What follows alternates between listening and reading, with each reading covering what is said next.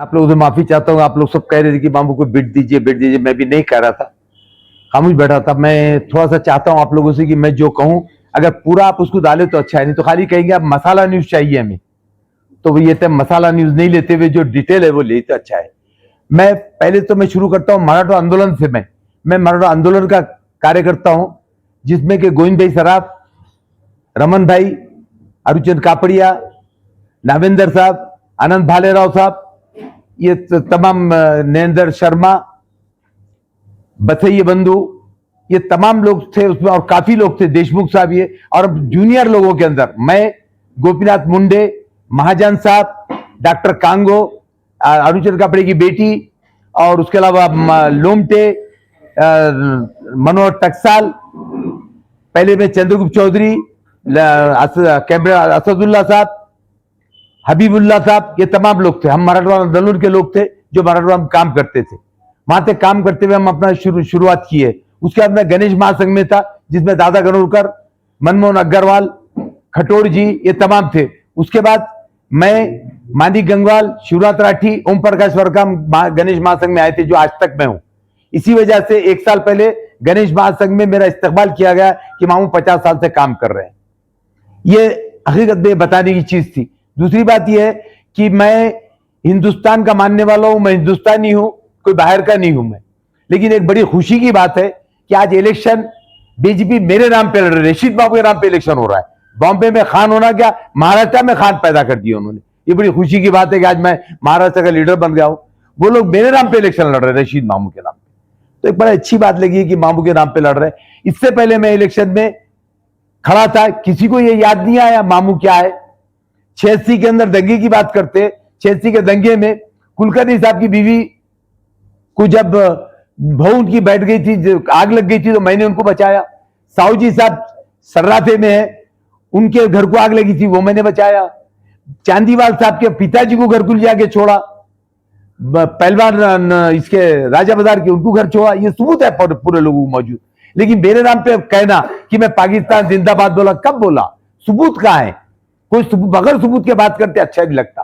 मैंने संभाजी महाराज की मुखालिफत नहीं कहा। मैंने कहा भाई औरंगाबाद नाम इसलिए होना कि औरंगाबाद के मायने फारसी लफ्ज है। औरंग बोले तो तख्त और जेब बोले तो बैठने वाला, तो ऐसा औरंगाबाद के मायने है तख्त आबाद करके मैं कहा। मुखालिफत मैंने किसी की नहीं किया। दूसरी बात, वंदे मातरम से तो मैं जब महापौर बना तो मैं उस टाइम पर बॉडी जब शुरू होती मैं कहता था वंदे मातरम से शुरू करो, कभी मुखालिफत नहीं करे, वॉकआउट नहीं करे, फिर ये झूठी बदनामी क्यों करना। साथ ही साथ मैं एक बताता हूं आपको कि 1900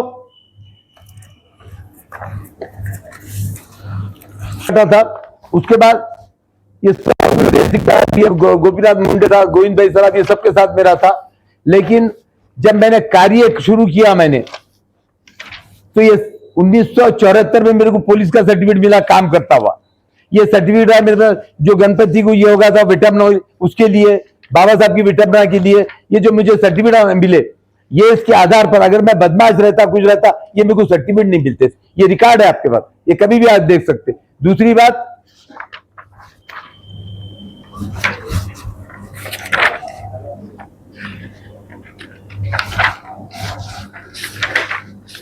में गवर्नमेंट ने कबीर पुरस्कार के लिए मुझे नॉमिनेट किया था, जो 2 अक्टूबर को मिला जाता है। उसके लिए मेरा नाम यहां से भेजा गया था, तो उसको भेजा थे कलेक्टर, पुलिस कमिश्नर और महाराष्ट्र गवर्नमेंट ने। अगर मेरा कोई ऐसा रिकॉर्ड रहता तो कभी नहीं भेजते।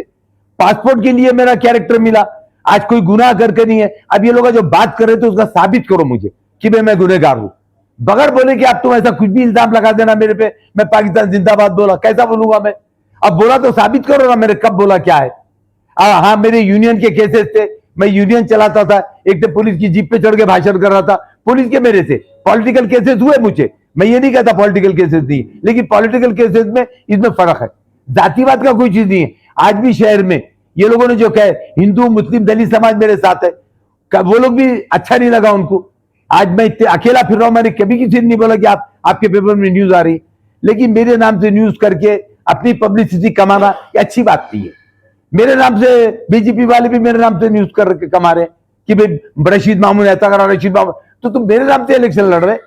मेरे को बड़ा ये है कि बड़ा अच्छा लगा कि आज मेरे को इतना बड़ा लीडर बना दिया आपको। कि हर टीवी के ऊपर मेरा, लेकिन बुराई से क्यों? और मैं एक सीनियर सिटीजन हूं, सीनियर सिटीजन का तो आप ख्याल रखो। और जब ये बात कर रहे हैं, जो लोग बात कर रहे हैं, ये 40 साल 45 साल की बात कर रहे हैं, जब इनकी उम्र क्या थी? ये जो लीडर बता रहे इनकी उम्र क्या थी वो तो पूछो। जब मैं महापौर बना तो आपके बाल ठाकरे साहब से जाके मिले, उन्होंने मुझे बिठाए, 1.5 घंटा हमारी बातचीत हुई, 1.5 घंटा हमारी बातचीत हुई। बातचीत के बाद जो है तो उन्होंने कहा कि सागला महापौर बैठला तो नहीं तराज दे नहीं, मेरे किसी ने नहीं सताए, पूरा मेरा चला। जब कोई चीज को नजर नहीं आया, मैं हर इलेक्शन में खड़ा, कब नहीं। 50 साल में गणेश महासंघ में मेरा सत्कार हुआ, जब किसी ने बोला तुम जातिवाद है। फिर आज क्यों? 15 साल पहले 15 में मेरे खिलाफ बीजेपी का आदमी खड़ा था, जब नहीं बोले। कोई भी चीज जब क्यों नहीं करे, आज ही करने की क्या जरूरत है? मैं पार्टी में गया बोल के तो मुझे लगता कि वो हिंदुत्ववाद पार्टी है मैं जिसमें गया हुआ हूं, और ये जो तो सियासी हिंदुत्ववाद है, यानी 2 हिंदुत्ववाद हो गया आजकल, सियासी अलग और धार्मिक अलग। मैं जिस पार्टी में हूं धार्मिक है, इसका मतलब ये, क्योंकि मैं मानता हूं कि राम जी के कारनामे में राम जी ने अपनी सौतीली मां का सुने, अपने बाप की इज्जत किए, अपनी बीवी की इज्जत किए, बच्चों की किए। मुझे उद्धव ठाकरे वही लग रहे कि बाप की भी इज्जत, बीवी की भी इज्जत, मां, वो कुछ छड़े छाट तो नहीं है। जब आप में अगर है सलीका तो आप तो बतलाइए ना कोई चीज ऐसी, खाली बोल देना चाहिए। और जब ये था गोपीनाथ मुंडे मुझसे क्यों मिले फिर कि भाई मामू जातिवाद है बोल रहा था, आज तक अभी कोई चीजों में नहीं आई। आज आप पेपर वाले भी जानते हैं। ये देखिए, ये 2011 में मेरे को ये भेजा गया, श्री साहब पुलिस कमिश्नर कलेक्टर के सब कबीर पुरस्कार के लिए, कबीर पुरस्कार एक को भी नहीं मिला है, ये उसका भेजा गया है। और परसों मैं कमिश्नर साहब की जो मेरे खिलाफ आ रहा, ये मैंने उनको कंप्लेंट दिया, ऐसा नहीं करके नहीं, ये मैंने कंप्लेंट दिया हूं, इनके नाम से कंप्लेंट दिया हूं। फोटो निकाल ये मोबाइल में जो अदालत है, अगर रहता तो मैं कंप्लेंट नहीं करता, साबित कर रही तो मैं बदमाश हूं। ये मैंने कंप्लेंट देके आया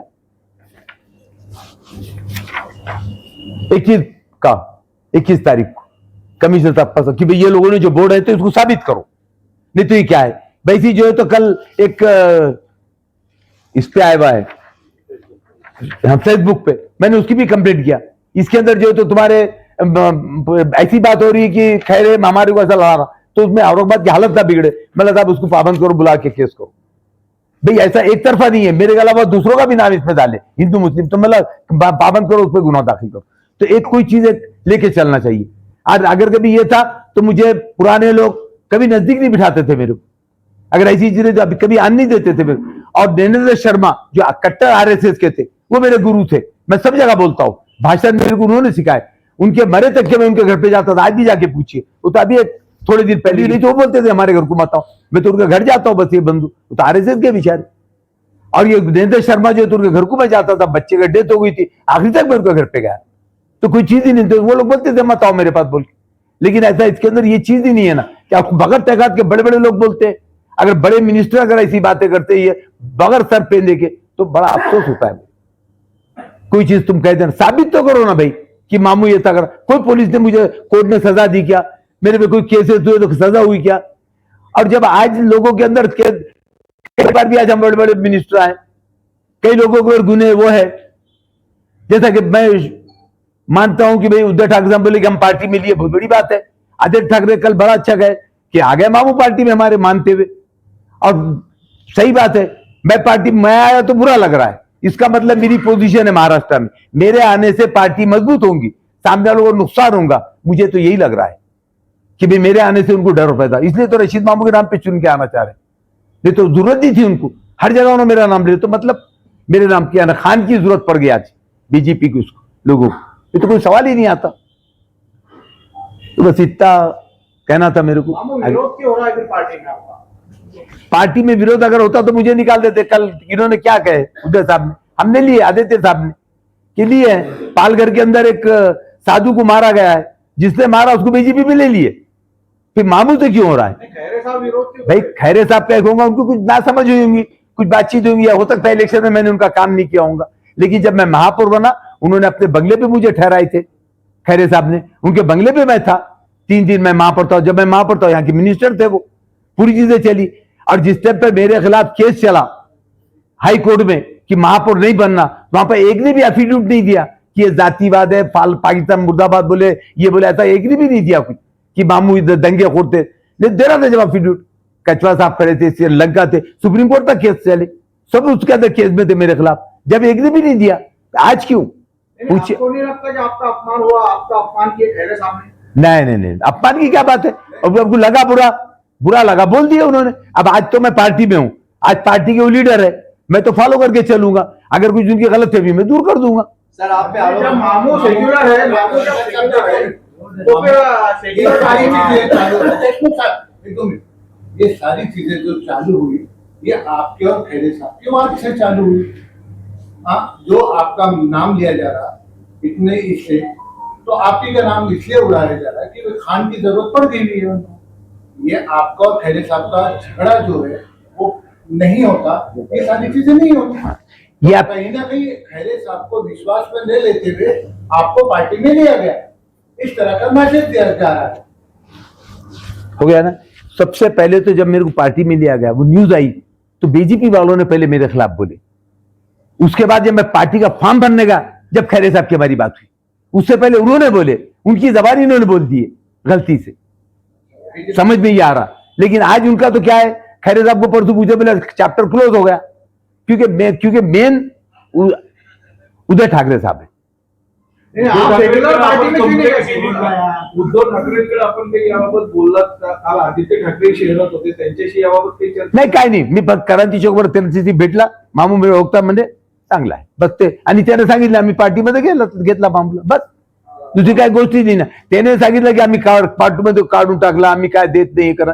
अब इनका एक नाराज, अच्छा कौन से पार्टी में से जो गुरुपा नहीं है, नाराजगियां नहीं है, हर जगह है। लेकिन अब ये खैरे साहब को लगा था, भाई सही बात है, हो सकता मैं इलेक्शन में काम नहीं किया, लेकिन जब मैं महापौर बना तो बरबर उन्होंने मेरा साल भर साथ दिए, कभी मेरे को आगे पीछे नहीं। हो सकता अब उनको गुस्सा आ गया होगा, कभी कभी हमको भी गुस्सा, लेकिन पहली टाइम लोग बोले मामू बर्दाश्त कैसा करे तुम, और 8 दिन से मैं आप लोगों से पूछ रहे थे, मैं आप लोगों को बोला भैया मैं माफी चाहता, मैं जवाब दूंगा, मैं रुक गया था जरा। क्या उद्धव सेना में गए तो खैरे साहब का बीपी बढ़ गया क्या? नहीं ऐसा ऐसा मामू सेक्युलर पार्टी की थी, उसमें क्यों नहीं गए? आप सेक्युलर सोच के है, उबाटा में क्यों गया? अच्छा हो गया। सेकुलर पार्टी में भी सब लोग आ जा रहे, बताओ सेकुलर पार्टी में ऐसा जो नहीं है? अरे मेरे को उबाटा गया, अच्छा लगा, मैं गया, क्योंकि आज उनके बाद जब सेकुलर पार्टी उदय साहब से क्यों हाथ मिलाई फिर? अब उदय, वही मैं कह रहा हूं, सेकुलर पार्टी भी उदय साहब के साथ क्यों है? जब सेकुलर पार्टी उदय साहब के साथ है तो मेरे को लगे सेकुलर, आपके भाषण सेकुलर ही चाह रहे हैं उदय साहब के। आपका जब अपमान हुआ तो इम्तियाज भाई ने ऑफर किया आपको, आपका अपमान हो रहा है, आप हमारे तरफ आइए एमआईएम में। तो उन्होंने 15 दिन पहले भी ऑफर करना था मेरे को, 1 महीना पहले ऑफर करना था, कोई ऐसी बात नहीं, ऑफर करे बड़ी अच्छी बात है। मेरे को फिर प्रकाश अंबेडकर साहब से भी ऑफर आया, आप वालों ने भी ऑफर किया, कई पार्टियों ने मुझे ऑफर किया भी, आओ बोल के। कल एक लीडर है जिन्होंने नई पार्टी बनाई, मेरे घर पे बैठ के गए 2 घंटे, माजी आमदार है, तो वो सब ऑफर कर, आज ऑफर कर, आज मेरी पब्लिसिटी बोल के ऑफर कर रहे, कल तक नहीं ऑफर करे। मामू ये घटना है, बोला कि इज्जत मामू को सिर्फ एमआईएम में मिल सकती है, बाकी कहीं नहीं मिलेगी। क्यों, मजहबी जमात है क्या कोई? भाई इज्जत बोले तो अल्लाह देने वाला है। हाँ ये बोलो मस्जिद के अंदर में जाऊंगा तो मुझे, बाकी ऐसा कुछ सियाती के अंदर ऐसा कोई बात नहीं है खास। त्यावेळेस चंद्रकांत खैरे आणि हिंदुत्व संघटनाचा मोर्चा निघाला होता, त्या मोर्चावरती तुम्ही दगडफेक केली असं त्याचं थेट म्हणणं आहे। त्यानंतर तुम्हाला 1 वर्ष जेल सुद्धा झाली असं त्याचं हेच म्हणणं आहे। अच्छा जेलचा कापी काढून दाखवा मला जेल झाली म्हणून।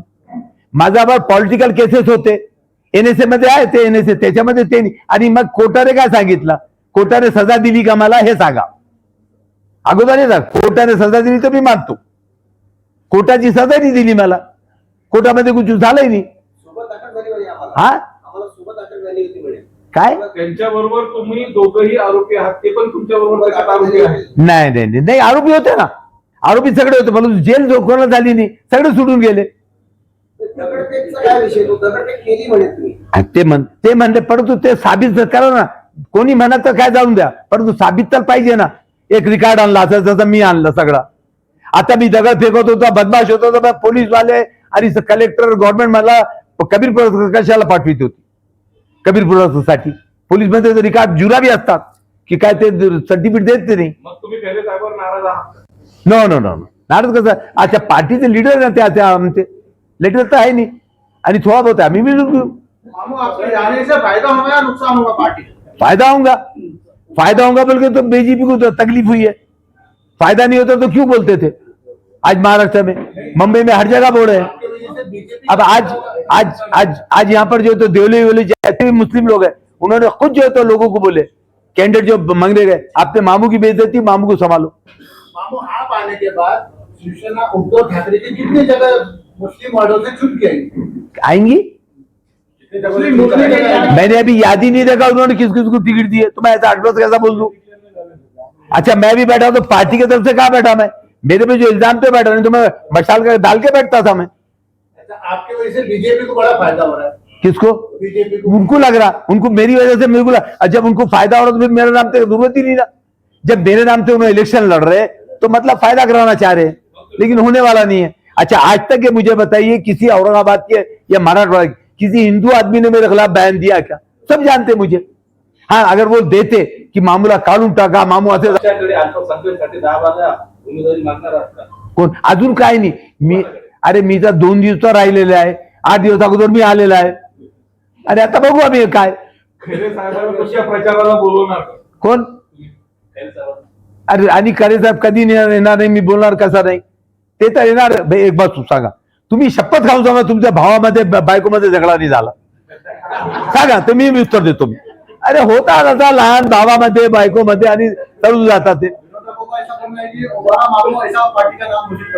नहीं, उबाटा मामू घोषण करो बोले तो क्या जरूरत है? मामू जब तक ये नहीं आता शादी नहीं होती। ये तो गनीमत इनको मामू मिला है, तो बगैर मामू के लावारिसा फिर रहे, इनको किराए के मामू ढूंढते फिर रहे। इनको किराए का मामू होना, यहाँ तो तैयार मामू मिला है उनको। जब तक ये मामू नहीं आया शादी नहीं होती। मामू एक लत बड़ा अच्छा है, मामू बहुत प्यारा है। एक बार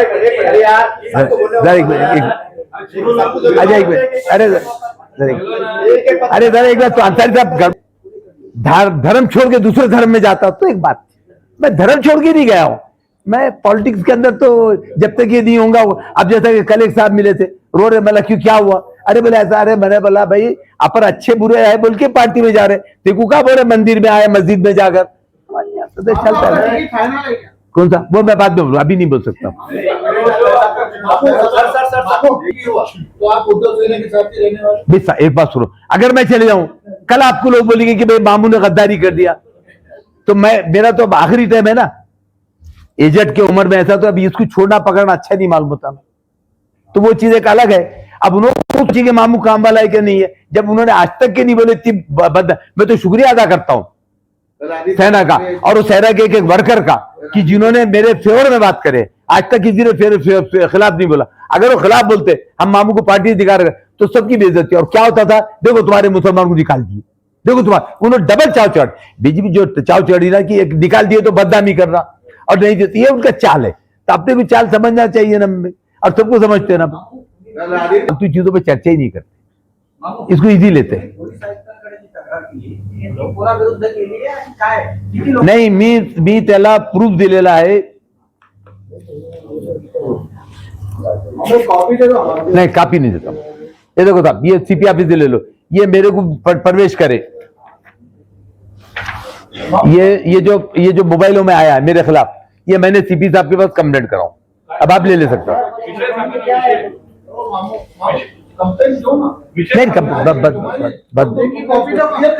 नहीं जान दीजिए, तो मैंने कंप्लेंट दे दिया हूं, अगर चेक करो बोल के।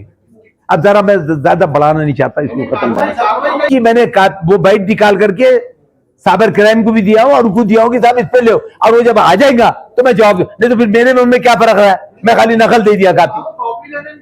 अभी मैं कापी का सवाल ये बता दिया मैंने ना, बात खत्म हो गई ना। अच्छा एक बात बोलूं मैं आपको, आप जो मोबाइल चला रहे हो तो गवर्नमेंट के रूल के हिसाब से चला रहे कि इलीगल चला रहे? बस मेरे को गवर्नमेंट का रूल अगर आ गया क्या बोल रहा है तो बोलेंगे, लिखना है सरकारी तो करना पड़ेगा।